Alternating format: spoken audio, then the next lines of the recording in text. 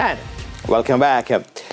Now, 3 jockeys that came in a spark are welcoming the move by TruShake to renew their partnership agreement for another 2 years, reaffirming its commitment to the sport while helping to address the jockeys' nutrition needs. Denise Walters tells us more.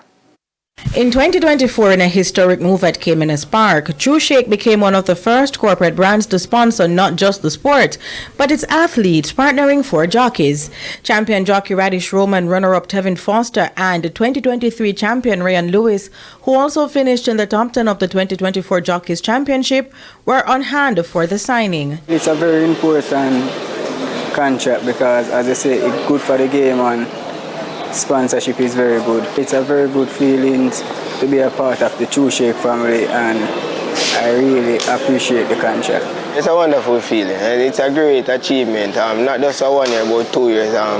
For the past year that I've worked with TruShake and been an ambassador for them, it has bring out the best in me, in my dwelling, in my profession, and as being a jockey.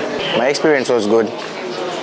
I have nothing to complain about. They are good people, and I am one of the 4 jockeys that have been sponsored with them, and they are good people and they treat us very well. Now we get 2 years to work with them. It's even better for us and the exposure. Also excited about the new deal is Lerone Breda Robinson, Roman's agent.